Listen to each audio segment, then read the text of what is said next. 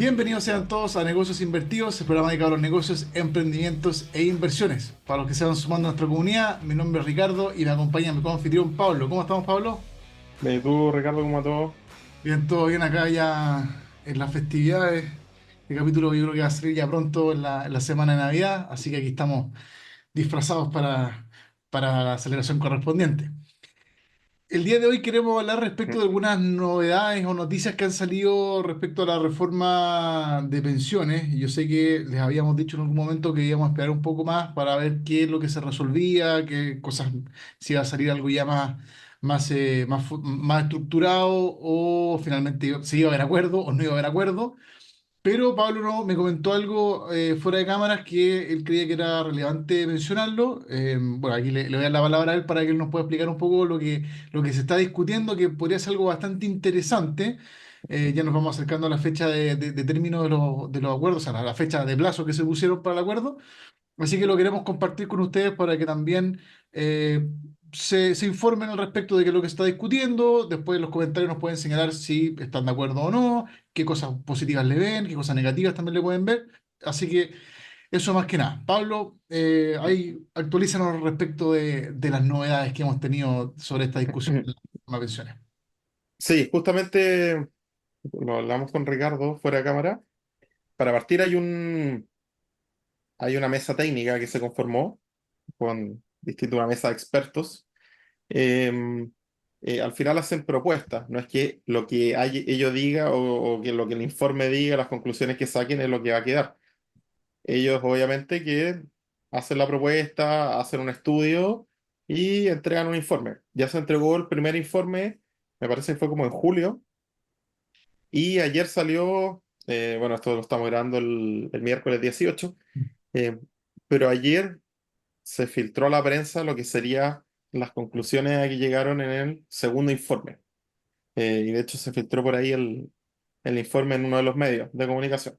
Eh, Dentro de, si ustedes ponen noticias en internet, la mayoría va a hablar de lo mismo al final, sobre todo de lo que es el tema del 6%, el 6% adicional. No me quiero detener ahí porque ese 6%, de hecho, lo que habla el informe, que ha surgido harto debate en torno al tema, porque hablaban de que, oye, pero ese informe habla de que va a haber, no sé, un 3% solamente a capitalización individual, un 2% el préstamo estatal, o un 3,5 a cotización individual. No me acuerdo el exacto, me parece que era 3,5, 2 y 0,5. Y empezaron a discutir el tema de la distribución. En el mismo informe habla de que ellos tomaron un tema, un caso base. O sea, no es que no hubo consenso, hay que tener ojo ahí, no hubo consenso en la distribución, ¿ya? Pero obviamente que para hacer una simulación de lo que podría pasar, ellos se tomaron ciertos supuestos y cierta distribución a la que llegaron, pero no es que hubo consenso. De hecho, hay una entrevista en el DF, me parece, con Cecilia Cifuentes, que es parte de la mesa, que un poco habla de eso. Se hizo una distribución que no es que había que hacer algo, había que distribuirlo de alguna manera, pero no es que hubo consenso en esa manera. ¿Ya? Entonces, no quiero detenerme mucho en esa parte. Eh, sí quiero irme a la parte de lo que atañe básicamente a la AFP. Yo sé que muchos de acá quizás nos ven porque están invertidos en la AFP, tienen inversiones, quieren saber qué cambios se van a hacer en la industria. Eh, y este informe sí ahondó un poco más en lo que se venía hablando de el cambio en las comisiones en la industria. No se abordó mucho lo que era, de hecho, no, al menos lo que yo leí, no se abordaba el tema de las comisiones por saldo, que hubo una idea ahí de dejar esto de las licitaciones de stock y cambiar este tema o más que cambiar, hacer una especie, un mix de comisión por flujo y comisión por saldo. Cosa de ahí generar también incentivos para que la FP invirtieran en base o tuvieran al final un incentivo a invertir bien los recursos. ¿Ya? El informe no hablaba de eso, no tocó el tema de las comisiones por saldo, pero sí se metió el tema de las licitaciones, que en un primer informe se habló de hacer licitaciones por stock, es decir, se pesca un grupo aleatorio en ese minuto era el 10% de la cartera de afiliados total, se cambió de 10, que era lo que me parece que está en una primera instancia, a 12,5% del total de afiliados, ¿ya? Y también se cambió la modalidad, porque en un comienzo era todos los años se iba a licitar un porcentaje de la cartera total de afiliados, y ahora ojo, esto no está escrito, sino que es una propuesta, se haría bianual, es decir, cada 2 años, ¿ya?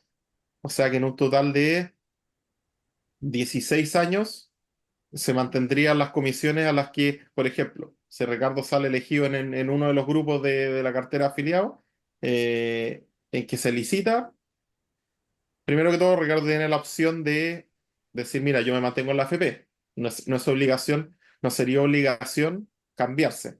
Ahora, asumiendo de que la AFP ganadora de la licitación es distinta a la que está Ricardo afiliado, obviamente, eh, hay un tema de cómo se hace ese proceso de Ricardo tiene que dejar por escrito, mira, yo me quiero cambiar, o tiene que dejar escrito el no me quiero cambiar. Ahí hay un tema que resolver. O sea, eh, si se cambia de manera automática, salvo que la persona decida no cambiarse o al revés.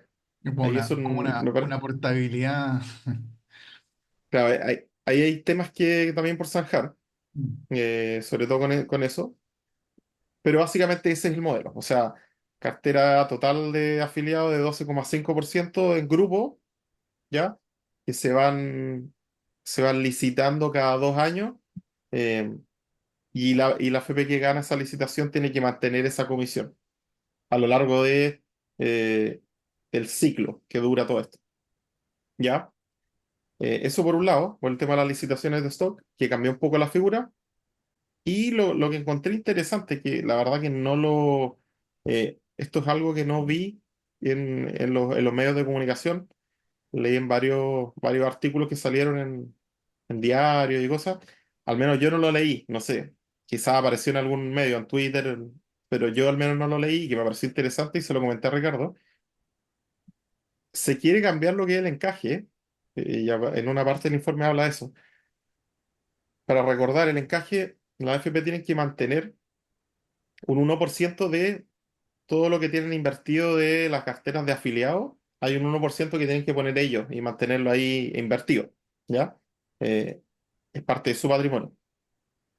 Ese 1%, si uno lo ve al final en términos de monto, la verdad que es bien grande.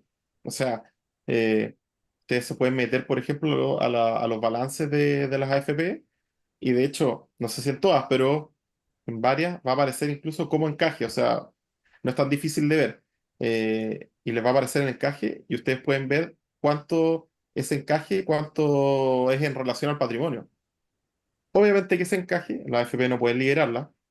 No pueden, tienen que mantenerlo ahí, tienen que mantener ese 1%. ¿Qué es lo que se quiere cambiar?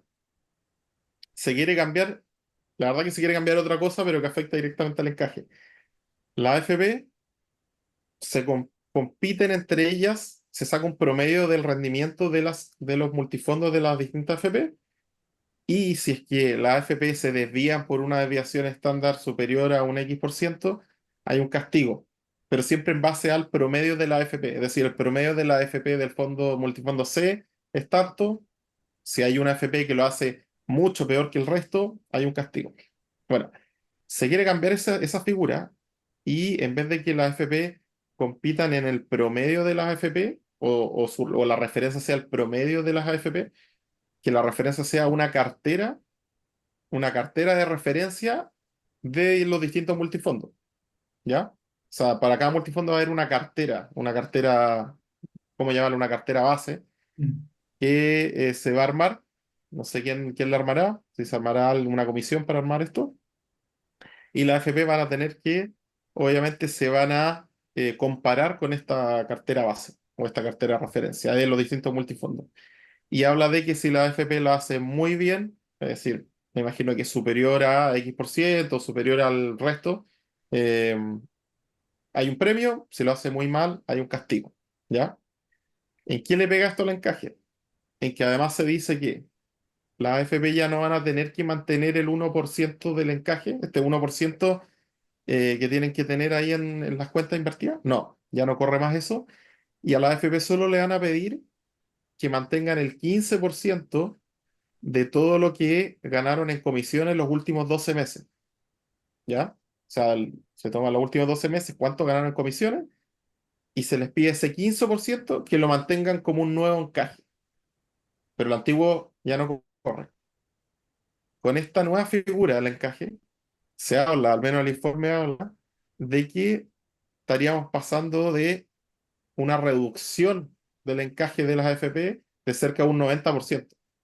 Es decir, si antes, por poner un número, si antes las AFP en encaje tenían que tener 100 o en promedio tenían 100, ahora van a tener que tener 10.